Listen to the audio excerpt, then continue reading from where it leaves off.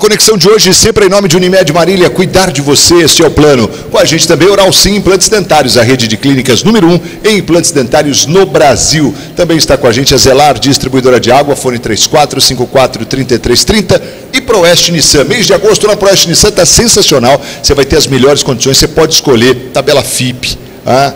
Tabela FIP no seu carro usado. Quer mais? Você pode escolher câmbio CVT grátis, né? Ou então taxa zero. Aí você vai escolher aquilo que fica melhor no seu orçamento e vai fazer o melhor negócio na Proeste Nissan Tiradentes 1268 em Marília. O programa Conexão de hoje batendo um papo aqui sobre a Amamente Marília, aliás, consultoria, que é a empresa da Neia e da Laura, que presta essa assessoria, realmente, essa consultoria às mamães, tanto para o parto, conforme a gente falou, como até no período da amamentação, que é tão importante, e a gente aproveita para falar sobre esse assunto neste mês de agosto em especial, que é o mês da amamentação. Mas, para a gente finalizar a questão do parto, né, é só para a gente já deixar a mamãe aí ciente de como é que funciona.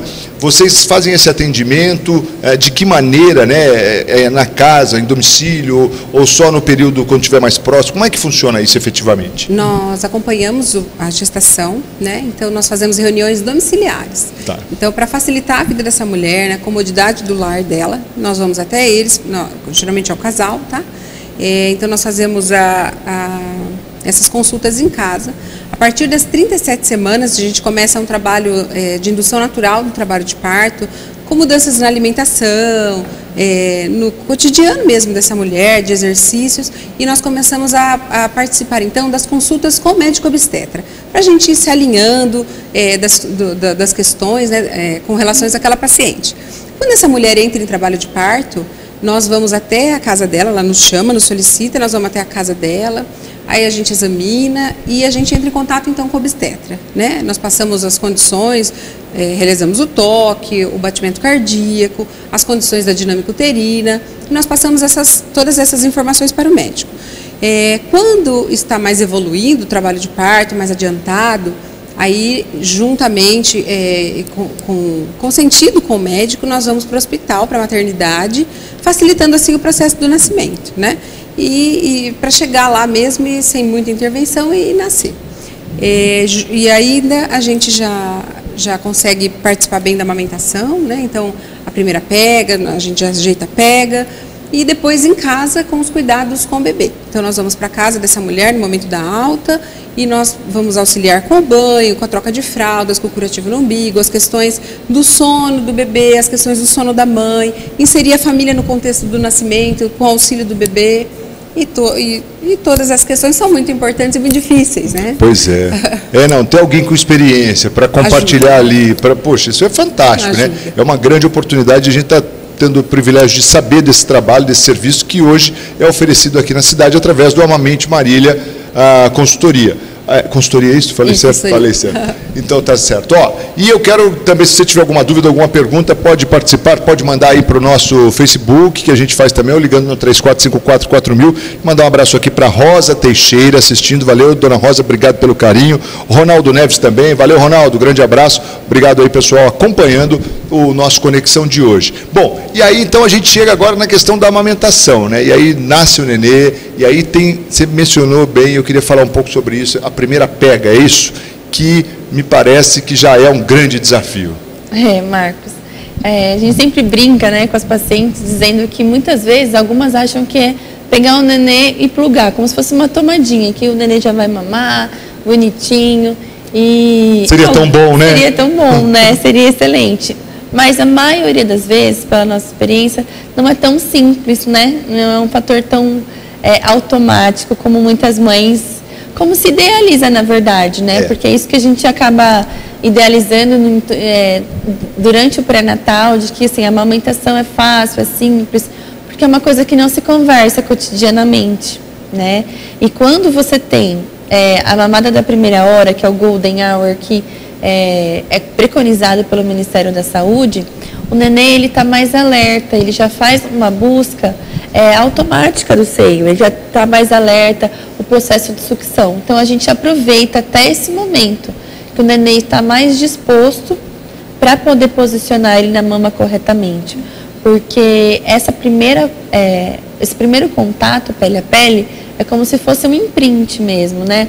O nenê, ele sente o cheiro da mãe, sente o gosto do leite, e aí a conexão deles fica mais favorável para uma amamentação depois, né? E o bebê você conseguindo orientar a mãe, ele fazendo uma pega correta nas primeiras vezes, já facilita a questão de lesão e de fissura mamilar, que é um dos precursores para o desmame, né? Você tem alguma coisa aí para demonstrar para a gente, Tenho. Laura? Pode ficar à vontade aí para a gente boneco, mostrar. Né? Legal, aí fica muito mais fácil de você em casa entender, visualizar um pouco como é que funciona tudo isso. Vou pôr aqui o avental. Né? Então, muitas vezes, as mães, elas acham que, né, tá aqui a mama, a areola, o mamilo, que é simplesmente só pegar e pôr um nenê aqui, né? E aí a gente começa orientando a mãe de que, assim, do bico não é onde sai leite, né? Nosso bico, ele só é um ejetor de leite na boquinha do bebê. O leite, ele fica armazenado aqui na areola, onde a gente tem as ampolas, né? As glândulas mamárias e as ampolas. Então, essa facilidade que a gente faz de posicionar o bebê, de acoplar esse bebê na mama adequadamente, é que faz toda a diferença para esse nenê. Não só não machucá-la, mas como ele acessar corretamente e poder extrair o leite. Porque mesmo que ele pegue só no mamilo, vai sair leite? Vai. Mas não é o ideal, né? Mas vai. E aí ele vai machucar, né? Ele vai extrair pouco e logo esse nenê tá com fome e aí vira um ciclo. A mama machucada, o nenê mamando mais vezes, machucando ainda mais.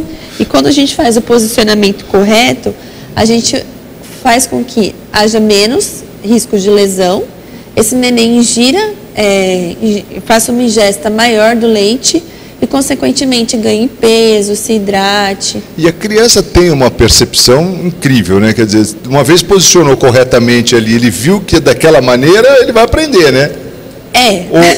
Mais ou menos. Mais ou menos, mas assim, eu acho que já é mais de 50% do caminho andado, né?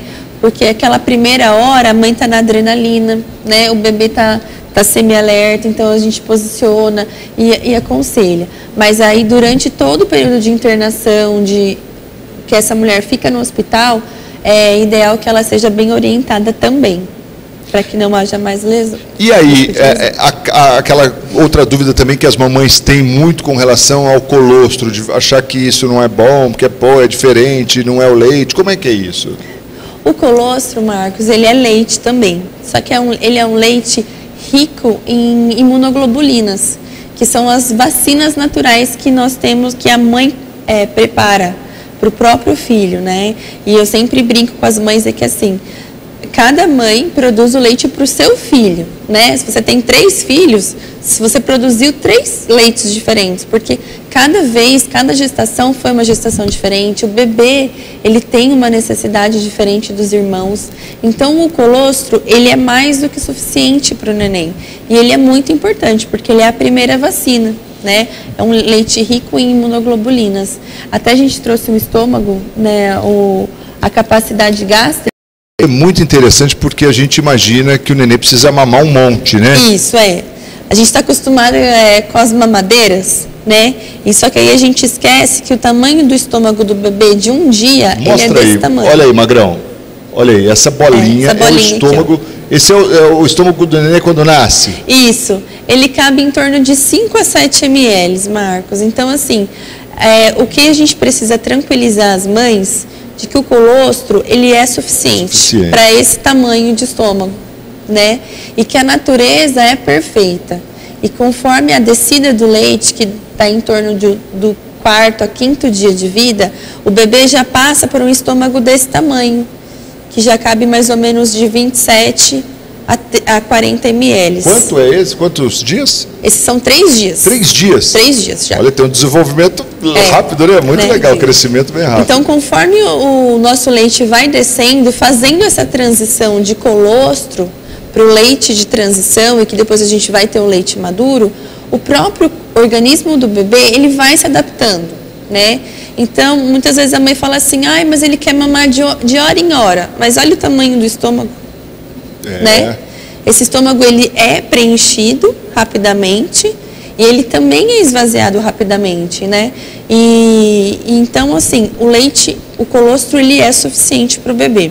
Claro que nós temos, às vezes, uma mãe que ela tem uma produção, às vezes, tardia, baixa, e tudo isso é avaliado, né? Durante a internação, durante os nossos atendimentos também, né, Neia? Para ver se essa tá com baixa produção.